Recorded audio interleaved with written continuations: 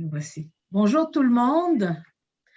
Alors, nous voici cet après-midi. Nous allons traiter du sujet la recherche québécoise dans les grands réseaux internationaux.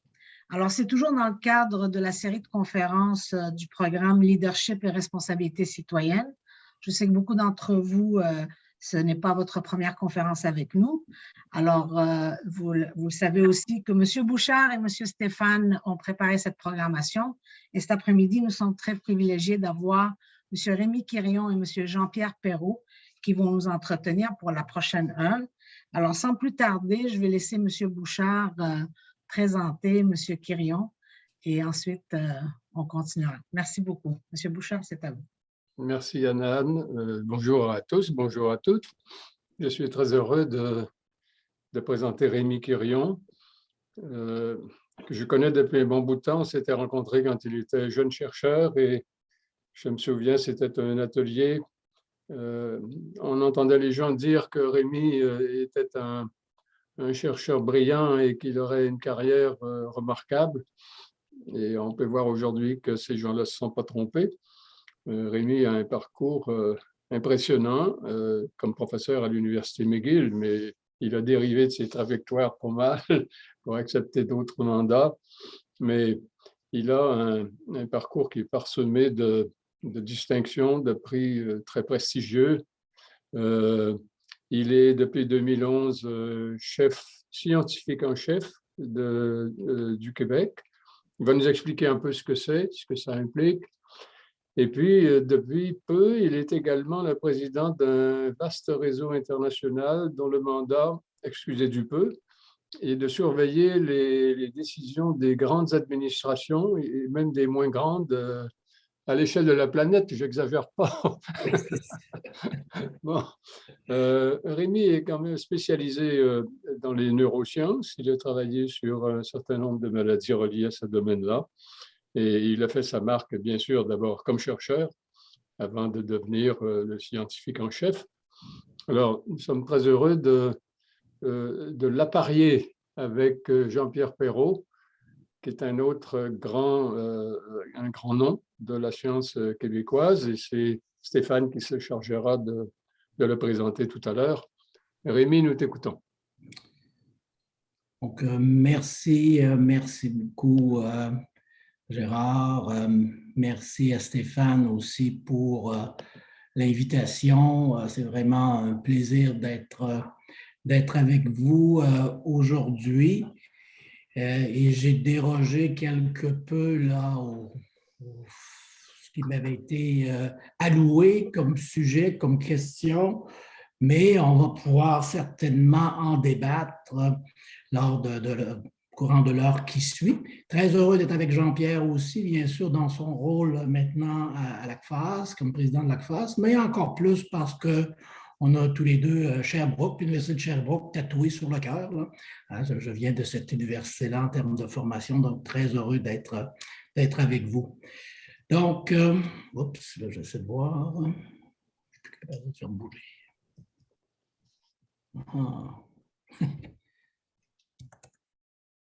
Par contre, il ne bouge pas. Je ne sais pas si vous pouvez le faire bouger de votre côté, parce que là, je ne sais pas pourquoi il ne bouge pas. Je ne suis pas capable de passer à la prochaine diapo. Si vous voulez arrêter votre partage, M. Quirion, je peux partager ici votre présentation. Je ne comprends pas pourquoi ça fait ça, non? Mais bon. Alors, C'est curieux, c'est seulement avec les grands scientifiques qu'on a ces problèmes-là. Oui, c'est ça. On a des nouveaux ordinateurs depuis le début de l'année et des joujoux qui sont trop perfectionnés pour nous, probablement. Je vais simplement aller chercher votre présentation. Et là, je ne comprends pas trop pourquoi ça a fait ça, parce que ça fonctionnait tout à l'heure. En tout cas. Donc, ce que je vais faire aujourd'hui, quelques mots sur mon rôle comme scientifique en chef du Québec, les liens avec les autorités gouvernementales. Par la suite, étant donné qu'il quand même va y avoir parmi les participants cette session-ci, probablement, on espère avoir beaucoup d'étudiants. Donc, aussi discuter des fonds de recherche du Québec. Dans mon mandat de scientifique en chef, j'ai aussi ce rôle-là, un peu comme le PDG des 3 fonds de recherche du Québec. Donc, on s'en va où en termes de fonds de recherche du Québec au cours des prochaines années, avant d'arriver plus en termes de statistiques, positionnement du Québec, des équipes de recherche du Québec, comparatifs avec certains pays dans le monde, et peut-être en terminant là, le comment être meilleur, peut-être comment aller un peu plus loin dans tout ça. Prochaine diapo. Prochaine. Donc, quelques mots sur mon mandat. Il y a beaucoup d'informations, mais de toute façon, les diapos vont être disponibles si vous voulez prendre le temps et si vous avez des questions par la suite. Donc, présentement, moi, je me rapporte du côté du ministre, donc c'est du côté des cabinets. Présentement, c'est le ministre de l'Économie et de l'Innovation qui est mon patron immédiat. Au cours des années, dépendamment des gouvernements, la science, la recherche s'est retrouvée à l'éducation enseignement supérieur, à l'enseignement supérieur et à l'économie-innovation. Donc, on est habitué, lorsqu'on est en recherche en sciences, de bouger, là, mais quand même, ça va bien. Oui, c'est le ministère de tutelle, mais comme mon patron l'a dit, Pierre Fitzgibbon, très souvent, la science et la recherche, ça devrait être partout. Hein, c'est très horizontal et tout le monde peut en bénéficier dans tous les ministères et tous les organismes gouvernementaux. Donc, on a énormément de liens avec plusieurs ministères au gouvernement du Québec. Discussion très fréquente, par exemple, avec le ministre de la Santé, M. Dubé, l'enseignement supérieur avec Mme McCann, M. Roberge à l'éducation, l'environnement, les finances, l'international, etc., etc. Ce qui est un peu particulier peut-être cette année, depuis le début de la pandémie, c'est qu'on était encore beaucoup plus présents sur la place publique, les chercheurs, incluant moi, beaucoup d'entrevues dans les journaux, télévision, réseaux sociaux, mais ça nous a fait connaître aussi à l'intérieur même du gouvernement. Certains ministères nous connaissaient quand même moins. Donc ça a augmenté beaucoup notre visibilité. Et on travaille présentement, et je vais revenir un peu là-dessus plus tard, du côté de tout ce qui est la stratégie québécoise en recherche et innovation, la fameuse SQRI qu'on devrait lancer, que notre ministre devrait lancer au printemps, avril-mai. Donc, ça, on travaille très fort et très étroitement avec les équipes du gouvernement. Par rapport à la discussion d'aujourd'hui, l'international. Donc, vraiment, promouvoir les partenariats internationaux en recherche et innovation, en sciences, ce qu'on appelle aussi la diplomatie scientifique, des fois la science pour ouvrir des portes, les partenariats entre différentes régions du monde, différents pays. Et comme ça a été mentionné par Gérard, je suis aussi depuis le mois de septembre président du réseau international, International Network for Government Science Advice, INGSA. Je suis un des membres fondateurs de ce réseau-là qui a été créé en 2014. On a maintenant plus de 5000 membres dans plus de 130 pays. Et je dois dire que la pandémie a aussi démontré, mis en lumière le fait que les gouvernements devaient avoir des liens ou des structures qui facilitaient les discussions avec les universitaires, avec les scientifiques. De faire ça en urgence, c'est toujours compliqué, donc d'avoir des processus mieux établis d'avance, c'est très bénéfique et on va sûrement travailler là-dessus au cours des 2-3 prochaines années. Promouvoir la culture scientifique, la science participative, tout ce qui est sciences ouvertes, sciences et société. On travaille beaucoup sur ça présentement là, pour être plus présent, travailler avec nos concitoyens, les impliquer dans la science participative, le libre accès aux publications scientifiques, etc., etc.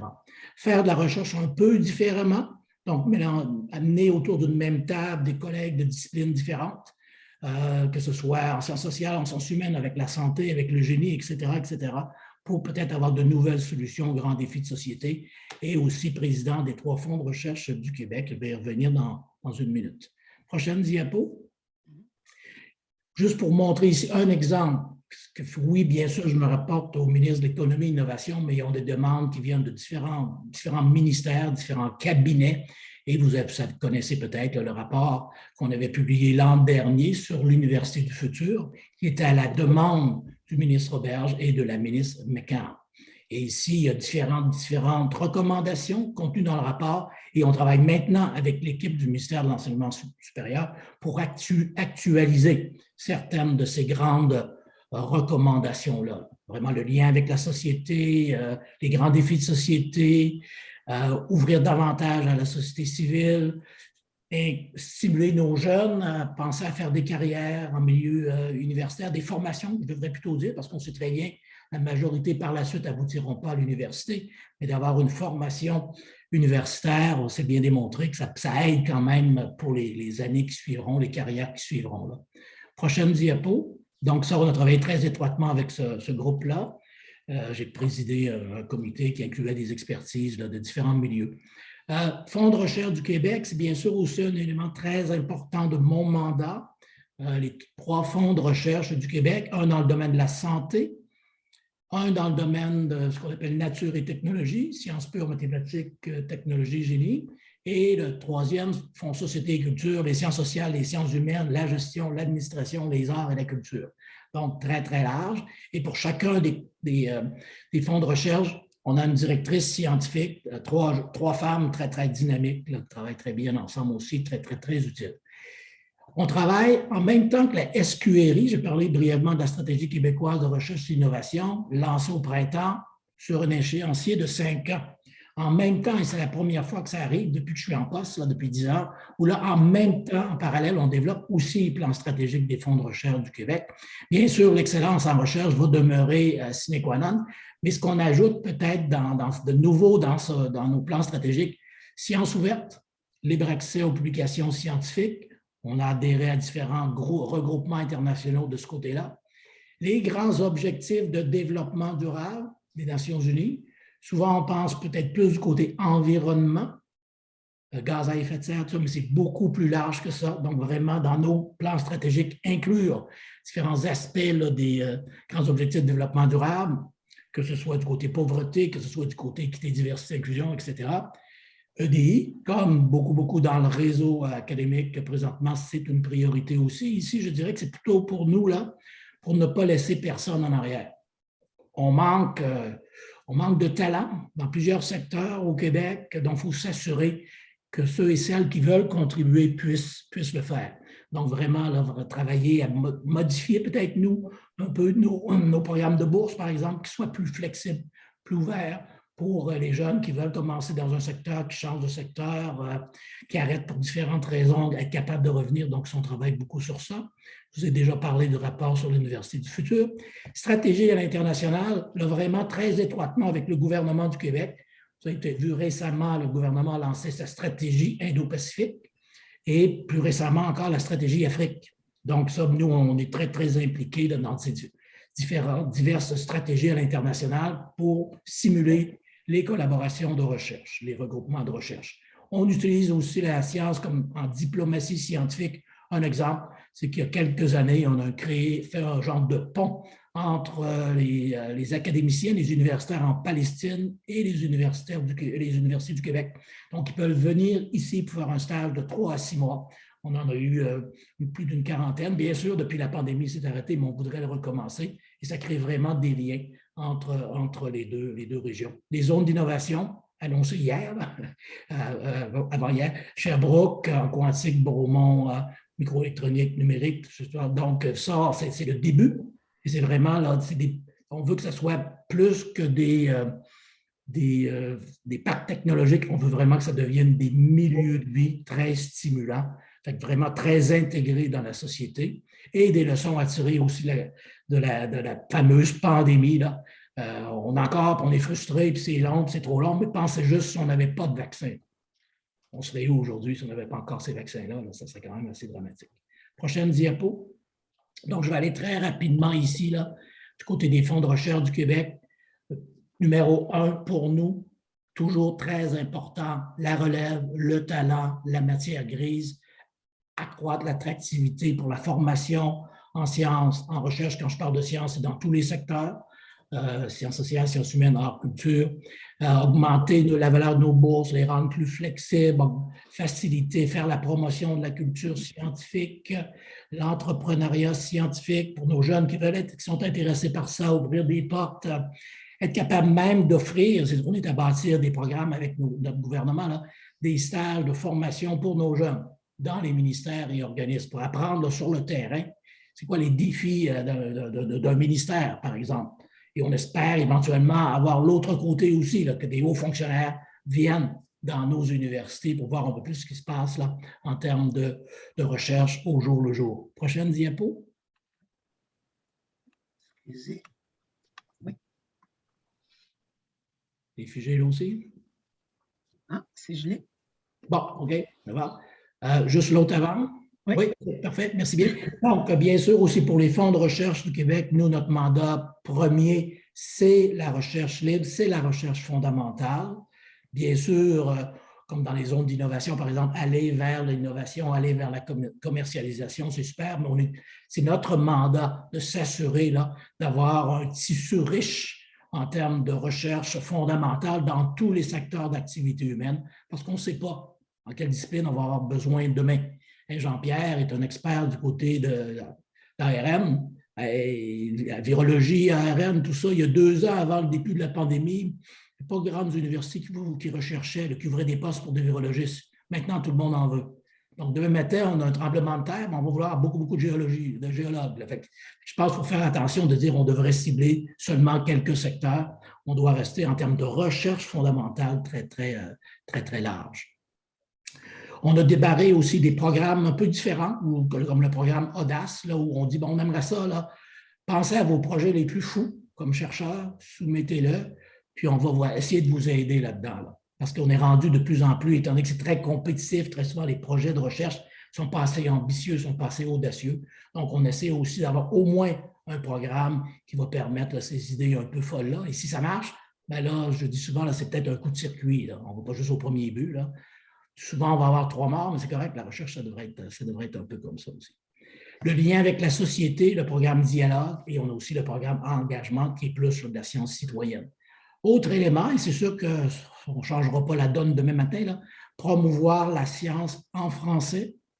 Donc, on a démarré un programme, là, chaque mois, on reconnaît une publication scientifique dans les 3 grands secteurs, santé, nature et technologie, société et culture. Donc, et ça, j'espère qu'on va être capable d'en faire davantage au cours des prochaines années. Donc, la science en français, c'est important pour nous aussi.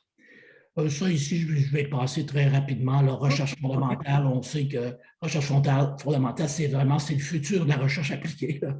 Souvent, je dis de la recherche appliquée et de la recherche pas encore appliquée, plutôt que faire la différenciation entre de base la recherche fondamentale et la recherche appliquée. Cette année, en 2022, l'ONU a déclaré que 2022 était l'année de la recherche fondamentale en lien avec les grands objectifs de développement durable. On est membre de tout ça et là, on va travailler avec les universités. Je ne pense pas que j'ai eu l'opportunité d'en parler encore avec Jean-Pierre, je ne me rappelle pas, mais voir qu'est-ce qu'on pourrait faire au Québec, au Canada dans ce contexte-là.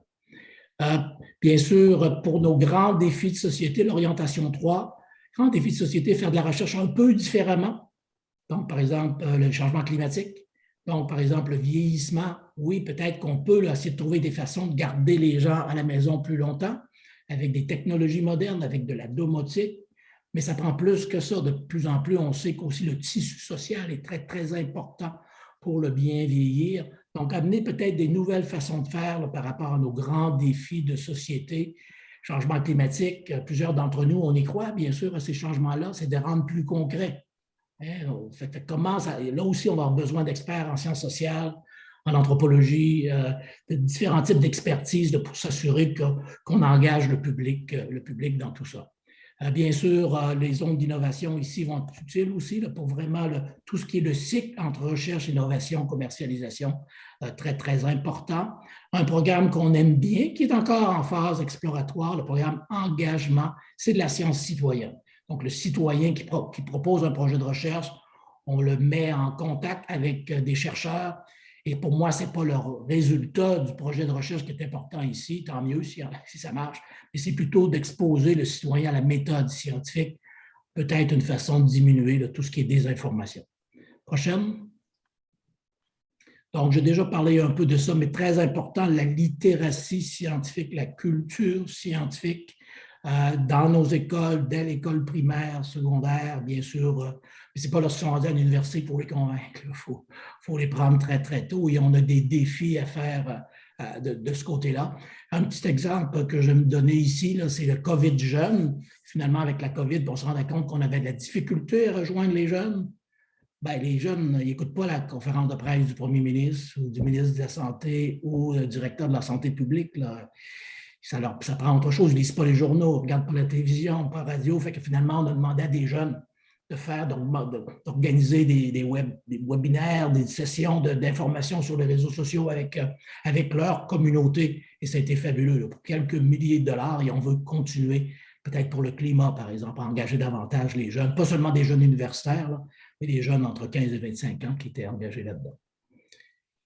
La posture dans l'espace public, j'en parlerai pas beaucoup ici. Là. On a souvent des liens avec Alexandre Cloutier, le rapport Cloutier sur la liberté d'expression, la liberté académique, les différences entre les deux, tout ce volet-là, là, sûrement qu'on va en entendre parler encore au cours des mois à venir. Le ministère de l'Enseignement supérieur planche sur les recommandations du rapport Cloutier présentement. Prochaine diapo. Citoyen. Peut-être l'autre avant, c'était le citoyen. J'ai déjà parlé, je n'ajouterai pas ici. Là. Et on pense de plus en plus, puis probablement que les collègues et Jean-Pierre pourront nous en parler, Gérard, sûrement aussi, Stéphane.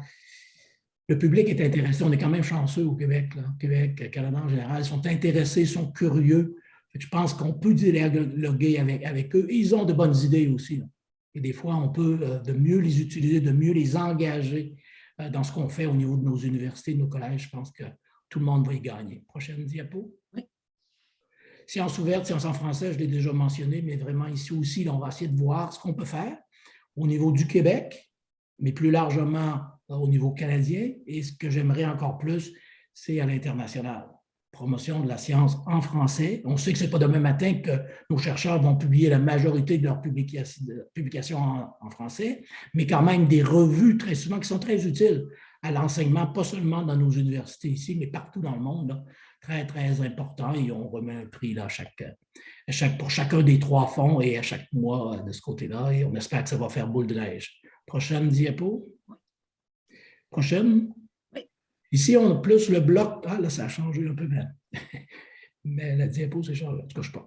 Fait que finalement, maintenant, un peu de données, un peu de statistiques, certains des domaines prioritaires au Québec. On avait été identifié dans la dernière stratégie québécoise de recherche et innovation.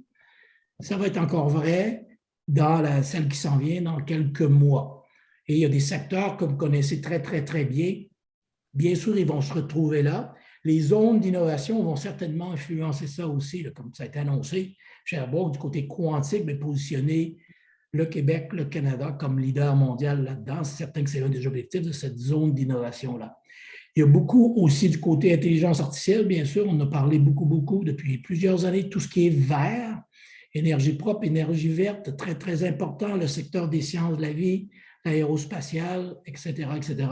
Donc, cibler certains secteurs, mais ça ne veut pas dire qu'on laisse tomber totalement les autres. Comme je mentionnais, on ne sait jamais ce qui nous pend au bout du nez et d'avoir de l'expertise dans différents secteurs, c'est important, mais en même temps, cibler certains domaines où on peut peut-être aller plus facilement là, de la recherche fondamentale à l'innovation, à la commercialisation. Prochaine. Oui. Ici, moi, je vois tout. Donc, quelques statistiques où on se situe en matière de financement de la recherche et de l'innovation au Québec par rapport à d'autres régions du monde. Par rapport au Canada, le Québec est le premier. Les investissements gouvernementaux, le Québec est le premier. Le Canada a perdu des plumes au cours des 15-20 dernières années. On est comme au Québec, par exemple, autour de 2 % du PIB. Donc, ce n'est pas mauvais. On avait des ambitions dans la dernière SQRI, par exemple, d'aller à 3 % du PIB et on n'est pas là. Le Canada, vous voyez, en bas ici, 19e, là en bas de 2 %. Donc, ça a baissé beaucoup depuis quelques années. C'est certain qu'on n'a pas de grands donneurs d'ordre, comme des très, très grandes compagnies qui investissent énormément en recherche et innovation. On n'en a pas beaucoup au Québec, là, mais quand même, il faudrait quand même augmenter les investissements en recherche et innovation au Québec et au Canada si on veut continuer ou si on veut être plus compétitif dans le futur post-pandémie. Plusieurs pays décident d'investir de façon d'investir de très grands montants d'argent, de très grands budgets en recherche fondamentale et en innovation un peu partout dans le monde. Là. On voit la Finlande qui avait baissé au cours des 12e ici, là, mais la Finlande vient d'annoncer qu'ils vont passer à 4 % de leur PIB là, en recherche et innovation. Donc, c'est là. Là, ça devient comme la Corée du Sud, là. Israël. Prochaine diapo. Donc, ici, très souvent aussi, quand on compare, on se fait dire est-ce que on ne peut pas vraiment comparer le Québec avec l'Allemagne ou avec la France ou avec les États-Unis. Donc là, on a pris ici peut-être des juridictions un peu plus comparables en termes de population.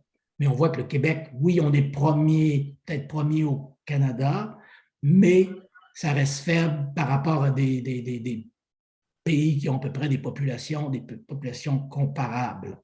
Donc ici, très souvent, nos autorités, ce que je dis, moi, je ne veux pas qu'on se compare nécessairement à l'Ontario ou à Vancouver. Là. Je ne veux pas qu'on se compare au Maple Leaf de Toronto. Là. Je veux qu'on se compare aux gagnants de la Coupe Stanley. Donc, ici, il faut se comparer vraiment aussi là-dedans, ici, au meilleur, si on va être compétitif au cours des prochaines décennies. Donc, investissement en recherche et innovation, je pense qu'il y a des besoins d'augmenter à la fois du secteur privé et du secteur public. Prochaine, j'avais une question qui sortait, là, qui était dans les villes. C'est certain que, on peut voir Montréal avec Montréal International, Québec avec Québec International, Toronto qui attire énormément de nouveaux investisseurs, de nouveaux immigrants, certains qui sont en position de tête là, en termes d'investissement en recherche et innovation au Canada. Mais c'est certain que les zones d'innovation au Québec, par exemple, peut-être ça va changer les statistiques au cours des prochaines années, parce que dans les régions, il va y avoir quand même des investissements très, très importants, publics et privés.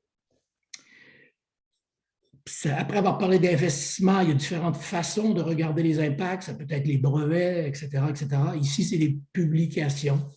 Donc, Canada, Québec, juste celle d'avant encore, revenir en arrière, où on est ici, là, par rapport à différentes régions du monde, différents pays. C'est quand même pas mal pour quand même une petite population. Là, on est quatrième au Canada en termes de publication par rapport à notre population. C'est quand même assez bien. Ça n'a pas changé beaucoup depuis plusieurs années. Prochaine. Ce qui est peut-être plus intéressant, et dépendamment des domaines, c'est difficile à évaluer, là, mais quand même, on l'a mis ici, j'ai mis cette diapo-là quand même. Là. C'est bien beau d'avoir des publications, mais s'il n'y a pas personne qui les lit, ils ne sont jamais cités, peut-être qu'on aurait dû garder ça dans nos tiroirs. Mais de plus en plus, quand même, il y a quand même une proportion importante des publications en recherche du Québec qui sont fréquemment citées, là, ce qui est quand même pas banal. Et ça a augmenté depuis quelques années. Prochaine diapo. Oui. Et ça a augmenté aussi, il y a eu beaucoup, beaucoup plus de collaboration d'équipes du Québec à l'international, dans tous les secteurs. Des fois, on pense, c'est peut-être plus les sciences de la vie. C'est vraiment dans tous les secteurs, beaucoup plus de collaboration à l'international. Et on voit là que ça a augmenté au cours des dernières années. Et ça, c'est positif parce qu'on sait aussi, si on regarde par exemple l'impact, les citations, très souvent, les papiers avec des collaborations internationales sont plus cités. Là où on a peut-être un déficit, et peut-être que Jean-Pierre va en parler un peu ici, je parle plus d'international, mais on a beaucoup plus de facilité, les équipes de recherche, les PME, même la grande industrie, beaucoup plus de facilité à collaborer avec l'Europe, bien sûr le géant au sud, les États-Unis, qu'avec le reste du Canada. Donc, c'est le même pays, là, le Canada, mais les collaborateurs ont tendance à faire beaucoup plus de collaboration avec la France et l'Angleterre, par exemple. Prochaine. Donc, juste ici, ce n'est pas complet du tout. Là, je vous donne seulement une idée de certains des partenariats internationaux des fonds de recherche du Québec. Et très souvent, je dis ici, moi, je n'ai pas besoin là, de dire à un chercheur, tu devrais collaborer avec un collègue à Paris ou à New York, là, ils le font très, très bien.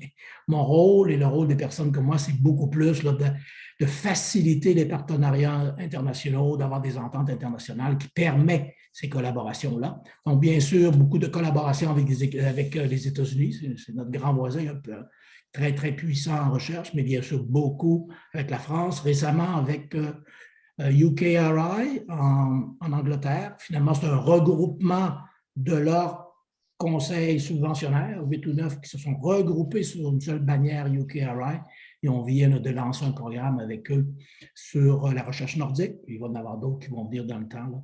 Et j'avais mentionné, par exemple, la Palestine aussi, là, où on là, c'est plus de la diplomatie scientifique, c'est voir comment nous, on peut aider nos collègues en milieu académique un peu partout dans le monde. Ici, c'est la Palestine, on peut penser à Haïti, on peut penser à plusieurs autres régions dans le monde.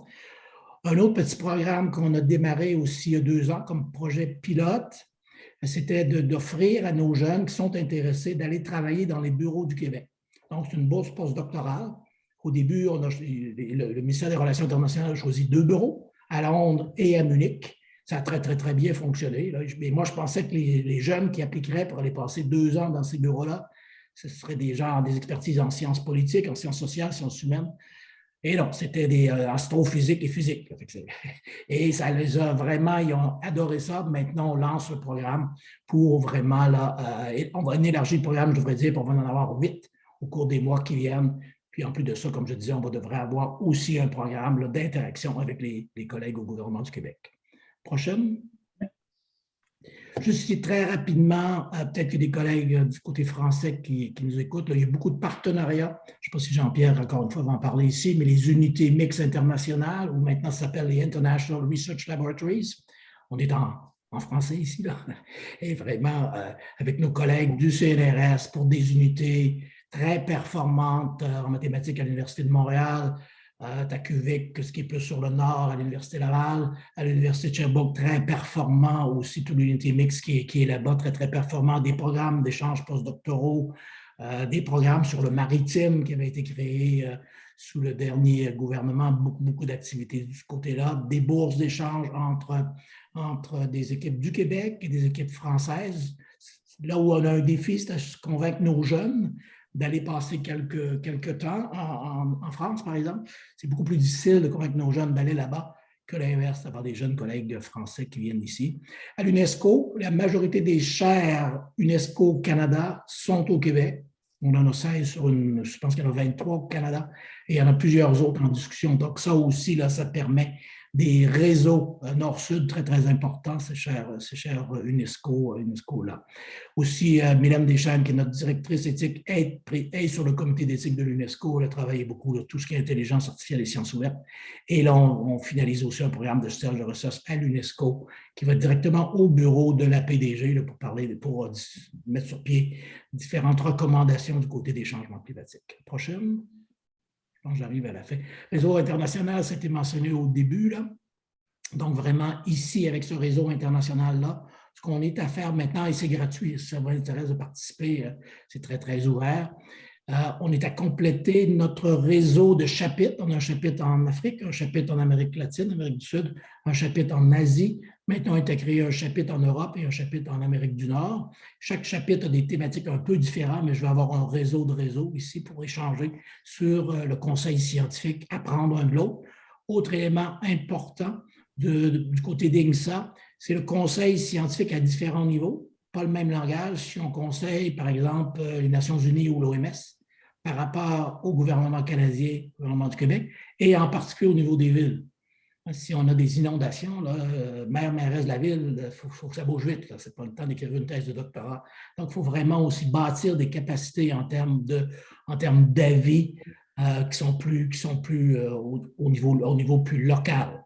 Et je veux aussi qu'on démarre, et ça on le lance bientôt, là, un réseau francophone en conseil scientifique avec bien sûr le siège social ici au Québec, mais avec un partenariat important avec l'Europe, avec les pays francophones d'Europe, mais encore plus les pays francophones d'Afrique. Donc, un réseau de ce type-là et tenir compte de la culture et de la langue lorsqu'on fait du conseil scientifique. C'est vrai en diplomatie plus culturelle, ça s'applique aussi du côté scientifique. Prochaine. Donc, peut-être en terminant, 2 mots ici.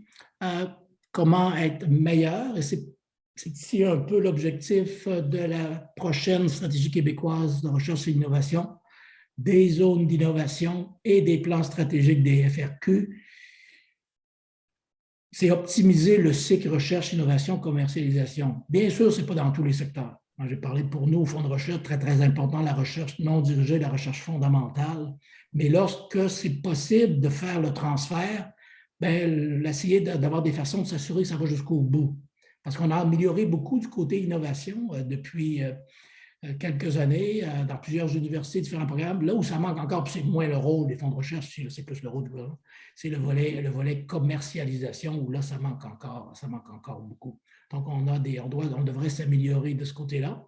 Si on veut rester compétitif, comme je l'ai mentionné, plusieurs pays dans le monde suite à la pandémie, si on veut sortir de toutes ces difficultés du côté économie à moyen et long terme, il faut investir davantage en recherche fondamentale, en innovation, pour créer l'industrie de demain, si on veut. Un peu la stratégie que les États-Unis avaient utilisée à la fin de la Deuxième Guerre mondiale. Quelques champs d'excellence prioritaires, vous les connaissez aussi bien. Certains avaient déjà été identifiés il y a quelques années. Maintenant, on en a des nouveaux avec, par exemple, les zones d'innovation, encore une fois, et le quantique. Pour plusieurs d'entre nous, c'est un peu comme l'intelligence artificielle était il y a quelques années, avec Ochoa Benjo et quelques collègues sur Montréal, mais ça a pris énormément d'ampleur sur Montréal, mais ailleurs au Canada. On voudrait que ça se passe un peu la même chose là, avec le quantique dans la région de Sherbrooke. Absolument essentiel, bien sûr, c'est nos jeunes, c'est la relève, c'est la matière grise. Ça a été compétitif au cours des dernières années, ça l'est encore plus. Post-pandémie, nos jeunes du Québec, du Canada, mais les jeunes de partout dans le monde se font offrir des ponts d'or dans certaines universités en Angleterre, par exemple, aux États-Unis. Donc, si on veut rester compétitif, il faut modifier nos programmes, il faut les bonifier, il faut les rendre beaucoup plus flexibles. Et bien sûr, on a vu ce qui s'est passé avec les vaccins, sciences ouvertes, les vaccins, sciences participatives, bien, bien important, là, et engager nos concitoyens là, dans des réflexions reliées à la science et à la recherche au Québec. Et le volet économique, bien sûr, très important, mais de plus en plus, nos jeunes demandent aussi là, des indicateurs reliés au bien-être, si on veut, là, pas seulement le PIB, mais aussi le bien-être de la société. Merci beaucoup, M. Quirion. Stéphane, je te laisse la parole pendant que j'ouvre la présentation de M. Perrault. Oui, alors merci beaucoup de votre présentation. Donc, c'est avec grand plaisir que je vous présente Jean-Pierre Perrault. Donc, M. Perrault a aussi une longue feuille de route, une belle feuille de route. Donc, M. Perrault est professeur à l'Université de Sherbrooke où il a détenu plusieurs chaires de recherche, dont une chaire de recherche du Canada. Donc, pour ceux qui connaissent, ce sont les chaires les plus prestigieuses au pays. Il est le président de l'ACFAS, qui a récemment été renommée l'Association francophone pour le savoir, qui est aussi l'organisation, celle qui organise les plus gros congrès ou les congrès les plus courus au Québec. À l'Université de Sherbrooke, il a eu plusieurs postes de responsabilité, notamment été vice-doyen. Il est maintenant vice-recteur de l'université. Il est le directeur fondateur du Centre d'excellence de recherche de la biologie de l'ARN, dont je ne savais rien il y a 2 ans, mais maintenant je connais bien l'ARN.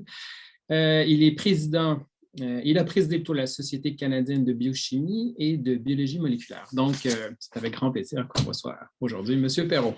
Merci.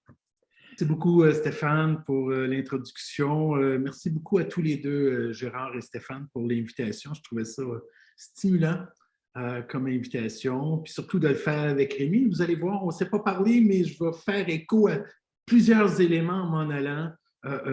Puis je vais tenter de porter 3 chapeaux.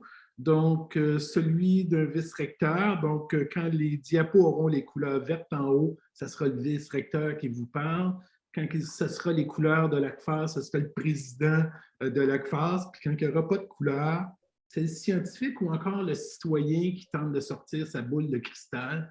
Parce que lorsque M. Bouchard m'a recruté, il m'a dit de quoi qui m'avait allumé. C'est peut-être la seule note que j'avais gardée en fait de notre entretien, qui était de dire « Essaye de nous tourner vers le futur ». Il y a beaucoup d'étudiants qui participent à ces conférences-là. Puis je vais tenter en fait d'aller vers là. Puis c'est un peu d'où venait le titre que j'ai donné, « Une société du savoir en pleine mutation » avec des défis pour la jeunesse.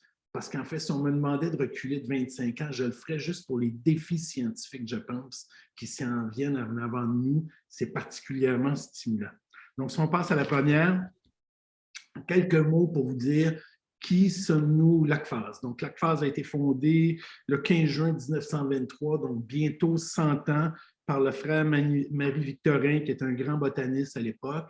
Et en bref, la mission, c'est de promouvoir la recherche, l'innovation et la culture scientifique dans l'espace francophone. L'ACFAS est bien connue pour son programme d'activité, en particulier le congrès. Effectivement, Stéphane le mentionnait tantôt, c'est le plus grand congrès multidisciplinaire de la francophonie. C'est plus de 6 000 personnes maintenant qui y participent, c'est 200-250 colloques, donc c'est un immense congrès qui a lieu une fois par année, mais c'est beaucoup plus que ça, en fait, l'ACFAS. L'ACFAS, ce sont des activités, des concours, ma thèse en 180 secondes, génie en affaires, la preuve par l'image. Ce sont des ateliers de formation maintenant tous les semaines. C'est les journées de la relève qui sont organisées en collaboration avec le FRQ et l'ACFAS. C'est Forum international Sciences-Société. Donc, c'est une panoplie d'activités. Et j'allais oublier, mais c'est le gala aussi, c'est qu'on remet 10 prix à ceux et celles qui font véritablement avancer les savoirs. Et c'est devenu des prix prestigieux qui sont remis depuis, les tout premiers ont été remis à la fin des années 40. Mais vraiment, c'est une longue tradition qui s'est mise en place. Et je pense que l'ACFAS a aussi gagné beaucoup en crédibilité par rapport aux interventions dans l'espace public. L'ACFAS ne fait pas de politique en soi, ne s'intéresse pas à la partisanerie. L'ACFAS s'intéresse à une chose, faire avancer la culture scientifique, l'innovation et la recherche. Et c'est un grand parapluie multidisciplinaire. C'est la beauté, en fait, de l'ACFAS. Toutes les disciplines y sont représentées.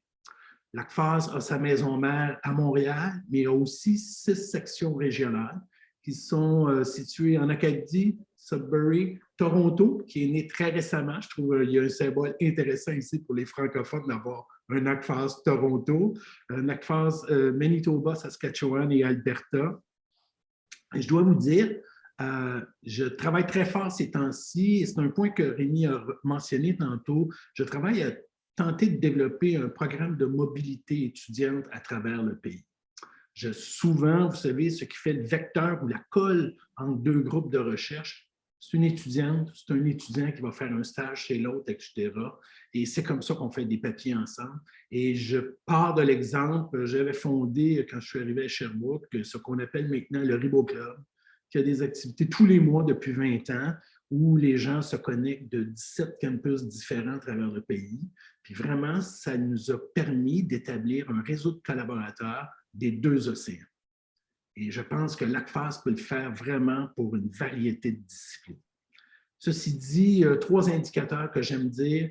4 500, ça représente le nombre de membres actifs à l'ACFAS. 14 000, c'est le nombre de dossiers de professeurs ou d'étudiants qui sont sur le site de l'ACFAS. Et le million, c'est le nombre de visites sur le site web de l'ACFAS. Aujourd'hui, c'est ça le portrait de l'ACFAS. Si on va à la suivante maintenant, donc une première, vous voyez, pas de couleur verte en bas, en haut ou pas de couleur bleue en bas. Donc, c'est le citoyen. Je pense que la pandémie, c'est un événement marquant. Puis, mon laboratoire s'est longtemps intéressé à la biologie évolutive. Puis quand vous pensez un peu à la théorie de Darwin à l'époque, il se passe des grands événements qui créent une pression de sélection. Puis, en fait, l'organisme réagit à ça avec des mutations, etc. Puis, ce sont ces individus-là qui vont aller encore plus loin. Et je pense qu'il y a une grande leçon, en fait, de la pandémie à ce niveau-là. On le mentionnait tantôt, personne ne connaissait il y a 2 ans c'est quoi un virus ARN qu'on a séquencé en 3 semaines au point de départ. Personne n'avait l'idée qu'un virus, ça avait une capside, puis qu'on développait des moyens de détecter à partir d'anticorps qui vont aller reconnaître la capside, ou encore qui d'entre vous pouvait me parler d'une amplification de PCR il y a 2 ans. Puis pourtant, maintenant, ça fait partie d'un vocabulaire qui est commun. Puis c'est beaucoup de secteurs. Le suivi presque en temps réel des éclosions, c'est remarquable. En fait, ce sont des outils de la télédétection qui ont été utilisés, ou encore le développement de vaccins à base d'acide nucléique. J'étais peut-être un des seuls au Québec qui allait traîner dans des congrès internationaux où c'est qu'on parlait de vaccins ARN. Ça fait 30 ans qu'on s'intéresse à ça. Puis là, la pandémie a fait en sorte, en fait, qu'on a accéléré puis enfin pu faire des virus, des vaccins ARN ou ADN. Et depuis quelques semaines, on parle des antiviraux. Donc, c'est assez remarquable. Et ça, c'est uniquement des sciences biologiques. Maintenant, il y a une variété d'autres sujets qui ont été mis à collaboration, les sciences de communication, les enjeux de santé mentale en psychoéducation, l'éducation virtuelle, le télétravail va complètement changer, réorganiser en fait l'organisation du travail, puis c'est ainsi de suite. Et c'est un moment marquant parce que dans 100 ans, dans nos livres d'histoire, on en parlera. C'est l'ensemble des disciplines qui auront été mises à contribution, en fait, pour pouvoir se sortir de cette situation fâcheuse. Si on va à la prochaine maintenant, je vous le disais tantôt, d'emblée, je pense que c'est un monde en pleine mutation où c'est qu'on vit en ce moment, parce qu'au-delà de la pandémie, il y a quand même 4 secteurs qui arrivent, où le savoir arrive à maturité pour transformer la société. L'intelligence artificielle, on en entend beaucoup parler. Pensez uniquement des applications dans l'analyse des images et entre autres en imagerie médicale, où on est capable d'aller détecter avec précision lorsqu'il y a des tumeurs ou pas. Pour prendre cet exemple-là. Pensez aux sciences et aux technologies quantiques, c'est que là, il y a beaucoup d'applications. On rapportait il y a environ 18 mois que quelqu'un avait fait un calcul en utilisant un ordinateur quantique. Ça lui avait pris 3 minutes 20 secondes. C'est quelqu'un chez Google qui avait fait ça. Et faire l'équivalent sur un ordinateur classique prendrait plus de 10 000 ans. Bon, il y en a peut-être un peu trop mis. On va se dire 1000 ans. Il reste que 3 minutes versus 1000 ans. C'est remarquable l'accélération qu'on réussit à faire. Pensez à la biotechnologie ou la médecine moderne. Dans les années 90, les Américains disaient qu'ils vont séquencer un génome humain, ça va coûter 3 milliards de dollars. La semaine dernière, je me renseignais, on est rendu à 3 800 dollars américains pour faire un génome. Puis on ne parle plus d'années, mais de journées. C'est remarquable. Vous avez peut-être entendu il y a une dizaine de jours, transplantation d'un cœur de porc chez un humain. Qui aurait imaginé que c'est faisable? On le fait. L'automatisation des procédés, ça va être remarquable, ça aussi. Récemment, un chercheur ici à l'Université de Sherbrooke qui veut développer une plateforme pour caractériser tous les polymères imaginables. Puis ça peut être ennuyant toujours faire des opérations qui sont répétitives pour des étudiants. Bien, le laboratoire est équipé avec un petit robot qui va d'une station à l'autre et les étudiants analysent les résultats tout simplement. Donc, on n'aurait pas imaginé ça lorsque Rémi et moi, on était aux études supérieures. On faisait tout nous-mêmes, d'un bout à l'autre. Donc, je pense que c'est des intrants qui sont importants. Et pour ceux que ça intéresse, en fait, il y a un écrivain, historien, philosophe, dont le nom de famille est Harari. Je vous invite à aller lire son livre « Homo Deus » ou « Sapiens ». Petit chef-d'œuvre pour tous ceux qui s'intéressent aux nouvelles technologies. Maintenant, des enjeux importants, les changements climatiques, c'est l'enjeu de l'heure tout simplement. Il va falloir vraiment être beaucoup plus rapide qu'à la vitesse qu'ils arrivent aujourd'hui. On est en retard, il faut reprendre le dessus là-dessus. Le vivre ensemble, pensez aux événements qu'on a pu voir en janvier 2020 aux États-Unis. C'est le pays voisin, là. Puis ça, c'est une remise en question de la démocratie. Il va falloir apprendre à beaucoup mieux faire ensemble. Le vieillissement de la population, la transformation du marché du travail, les finances publiques, après cette pandémie-là, vont laisser des marques importantes et évidemment la répartition de la richesse à travers les collectivités. Ce sont tous des défis majeurs qui, je pense, vont être intéressants à relever. Je suis persuadé que l'humanité va savoir les relever. Ça va être le fun pour ceux qui vont y contribuer.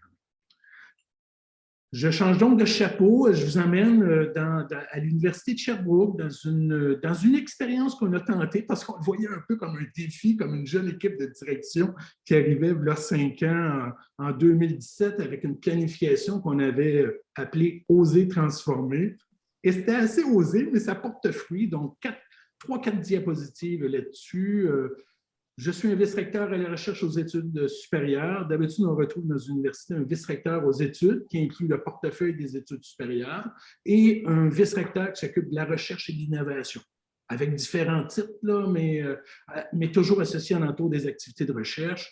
Moi, j'ai été vice-doyen, je suis vice-recteur. À tous les fois, j'ai voulu m'occuper à la fois du portefeuille de la recherche et des études supérieures, donc les parcours de recherche, pour la simple et bonne raison, puis c'est très philosophique dans mon approche, je crois que les étudiants sont les acteurs de changement, sont responsables des plus grandes innovations.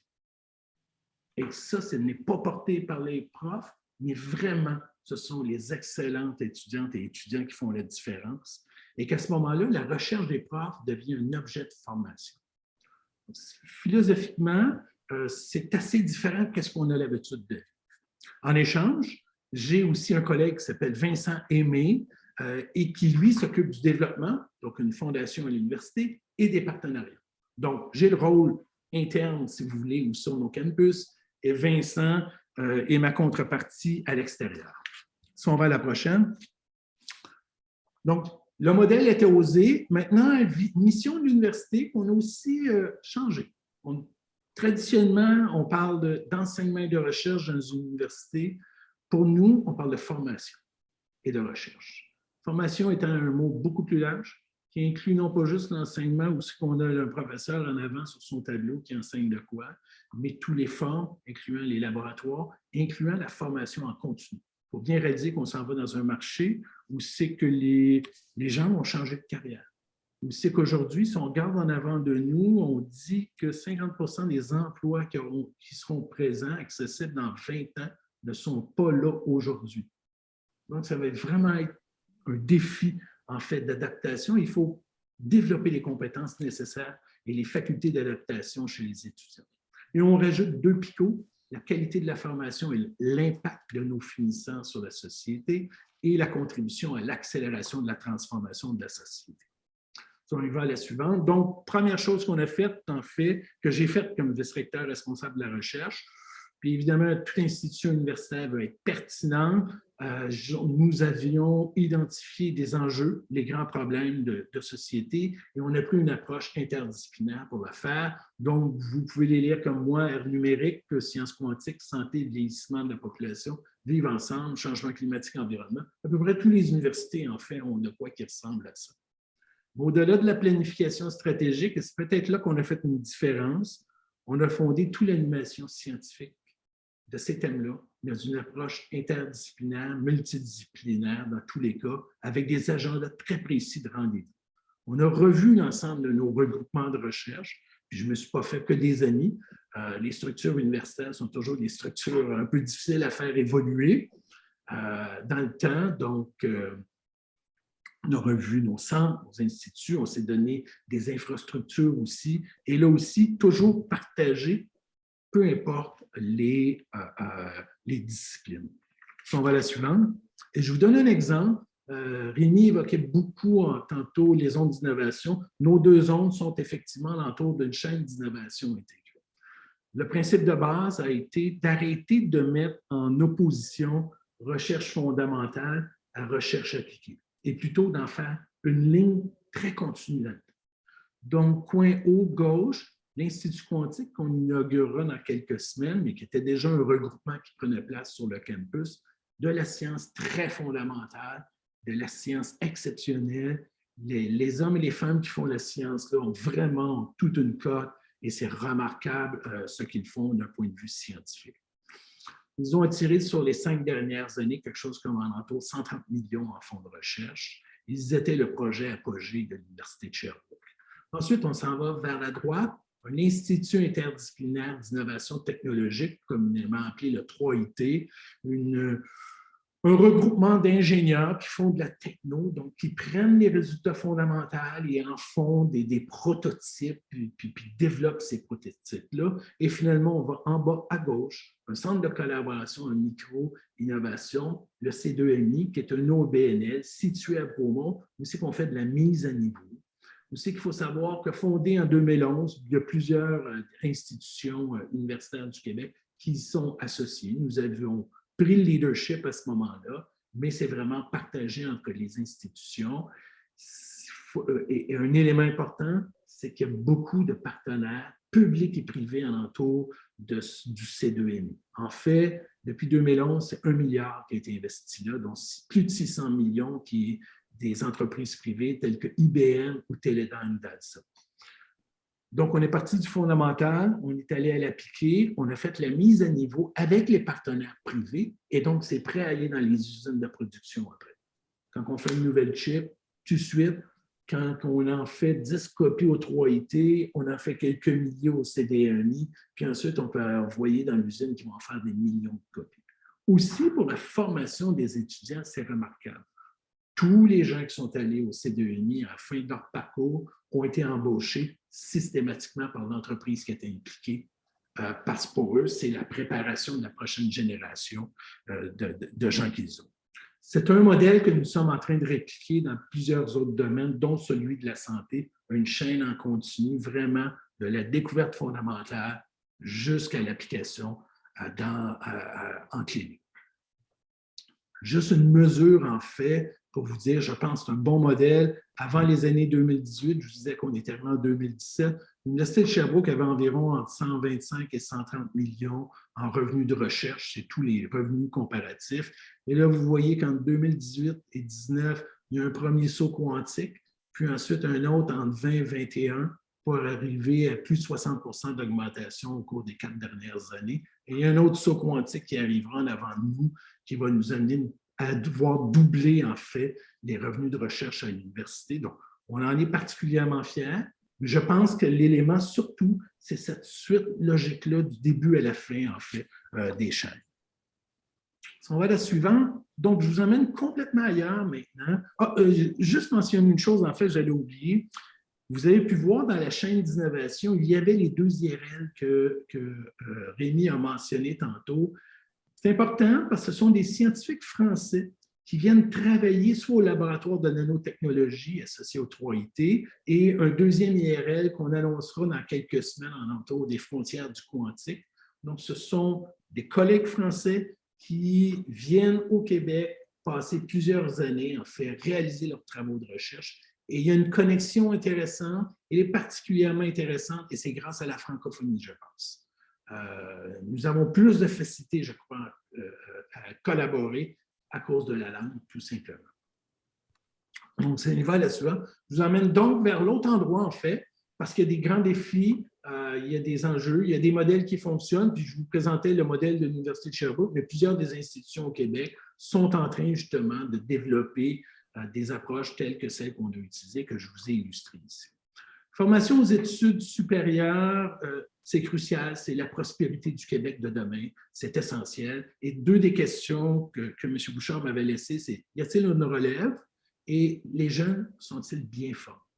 Donc, si on va à la prochaine, je trouvais ça un intéressant défi d'y répondre et j'ai consulté une bonne amie au Conseil supérieur de l'éducation qu'ils avaient publié en décembre 2019 une étude appelée « Les résultats, les enjeux et les défis en matière de formation universitaire au Québec ».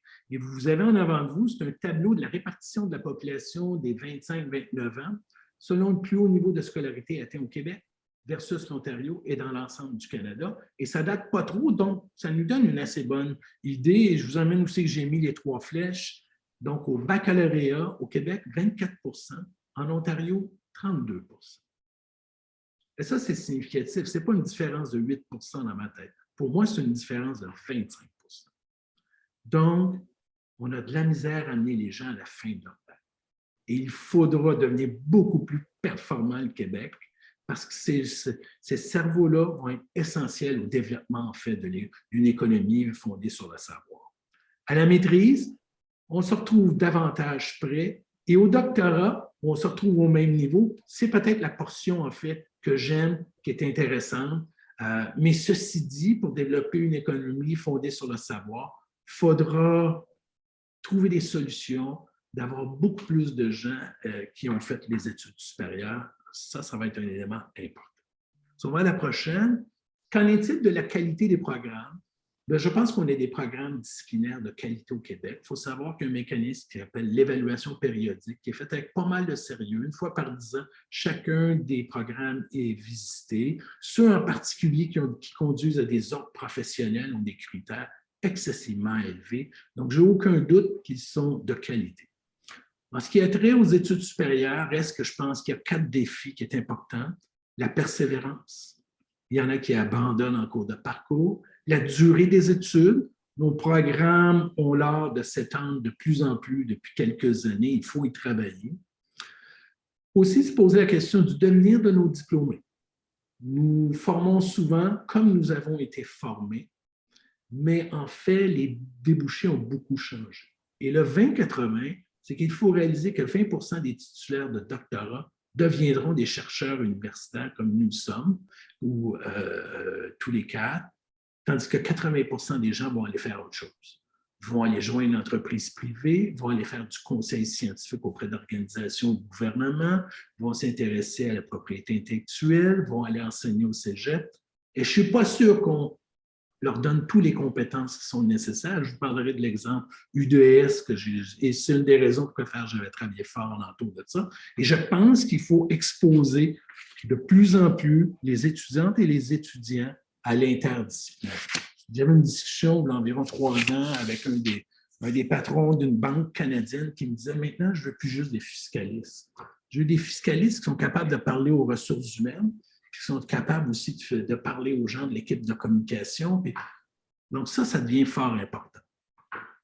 Donc, quand je suis arrivé en poste, en fait, j'ai développé un programme que les gens ont baptisé, ce n'est pas vraiment tant moi qui l'ai baptisé comme ça, mais Avantage U2S, fondé sur la réputation de nos programmes. On a mis un programme de bourse d'excellence en place. On a développé un guide personnalisé qui accompagne tous les étudiants qui arrivent. Comité de mentorat beaucoup plus ouvert. On a cassé, en fait, je dirais, la notion d'encadrement qui est fondée uniquement sur un professeur et un étudiant pour en faire de quoi qui est véritablement institutionnel. Gestion académique qui est améliorée. On a multiplié les expériences interdisciplinaires. On a, si vous voulez, balisé beaucoup mieux le parcours de l'étudiante ou de l'étudiant, incluant des activités qui vont, et je reviendrai sur le CR+, dans 2 secondes, mais qui va jusqu'à les aider à rédiger en fin de parcours. Et en 5 ans maintenant, lorsqu'on évalue les retombées du programme, la durée pour le doctorat a été réduite d'un peu plus d'1 année. Et on le mesure dans à peu près tous les secteurs.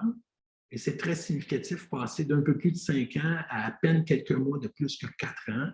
Et pourtant, la production scientifique est demeurée la même, sinon elle est nulle. Donc, ça, c'est significatif. Et en plus, je vous amène dans l'autre élément. Bon, donc, la persévérance est beaucoup meilleure aussi. Ça, c'est un élément mentionné. Et je le répète, toujours au moins avec la même contribution à l'avancement des sciences. Le CR+, maintenant, si on va à la prochaine, voulait répondre à cette notion de développer des compétences, en fait, transversales. Et donc, le CR+, tient pour compétences recherche plus. Qu'est-ce que je devrais connaître de plus? Donc, c'est une série d'activités qui sont créditées. Les étudiants peuvent même faire un micro-programme. Les activités sont organisées autour de 5 thématiques: communication, efficacité professionnelle et personnelle, professionnalisme et conduite responsable de la recherche, leadership et management et gestion de carrière. Et le pourquoi, personnellement, je l'ai fait à l'extérieur des disciplines, c'est que les disciplines, les professeurs en fait associés à un programme n'ont pas nécessairement les compétences fondamentales pour faire ça. Moi, je suis un professeur dans un département de biochimie et de génomique fonctionnelle. En entour de moi, c'est des biochimistes. Donc, celui qui va aller donner un cours de communication, il a beau être bon communicateur, ça ne veut pas dire qu'il connaît les fondements de la communication. Ou encore les éléments de management. Il faut que ce soit quelqu'un qui vient d'une école de gestion qui enseigne ça. Donc, l'idée de le faire, en fait, dans un centre de formation institutionnel qui regroupe toutes les facultés, permet de faire ça avec succès, sur des bons fondements, en plus de créer une activité, des activités, je devrais dire, où c'est qu'on favorise l'interdisciplinarité. Par exemple, il y a un groupe de travail, ça peut aussi bien être une infirmière au doctorat avec un étudiant qui vient du génie, puis un troisième qui est un biochimiste, pour prendre cet exemple.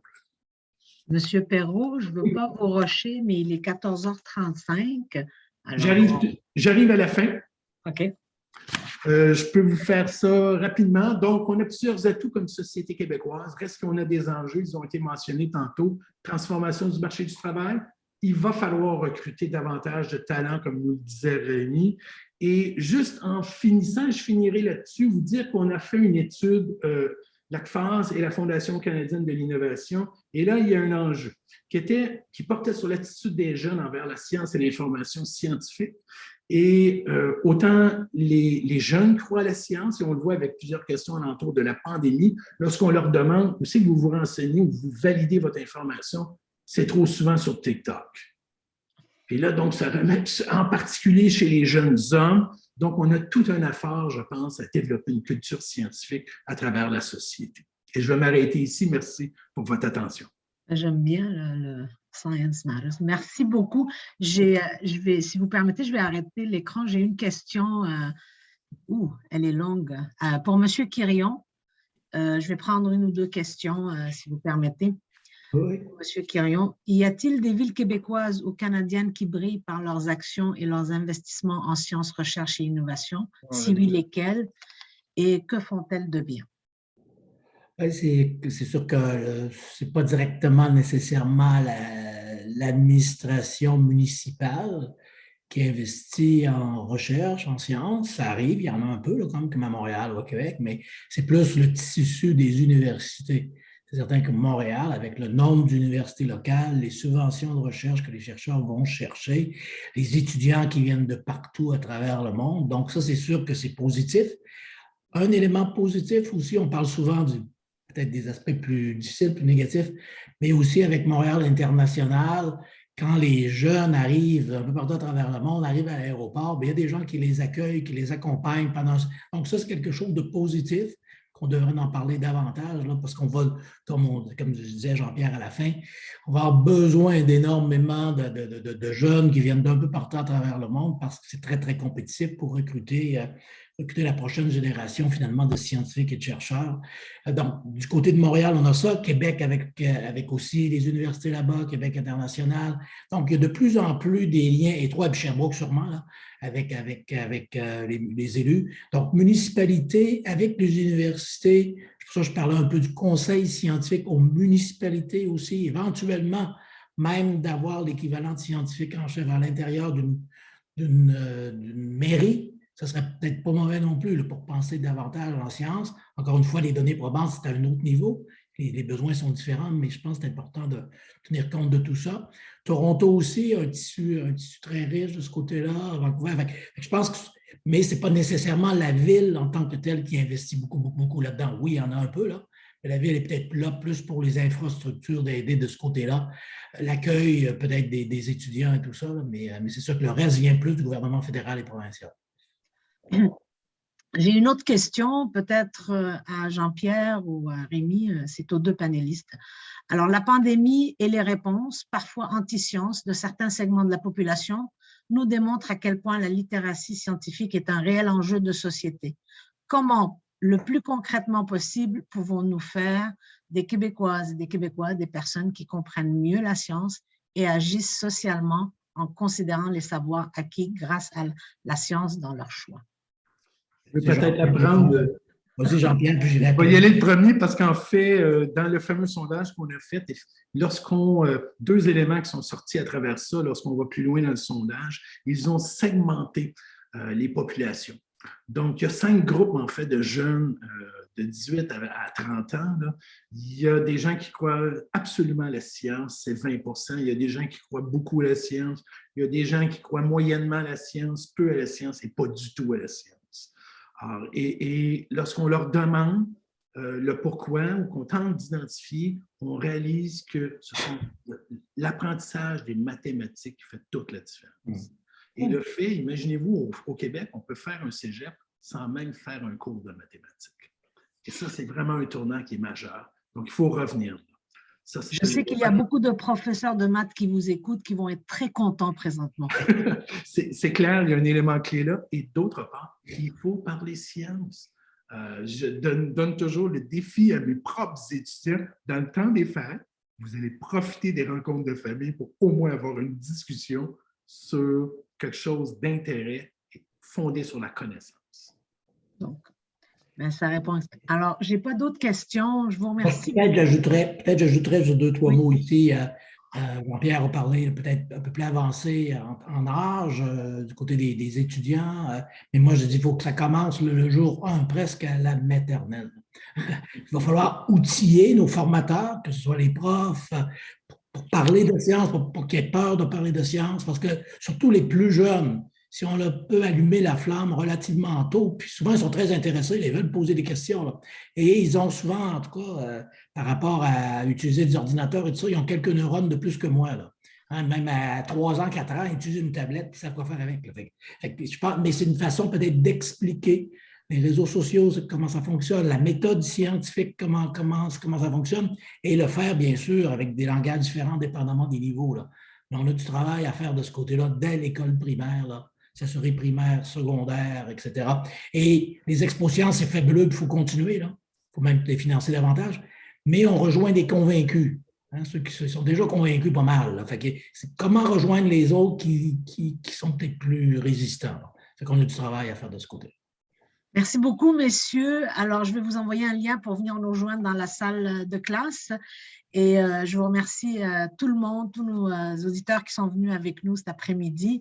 On se voit tantôt. Merci à tout le monde. Merci.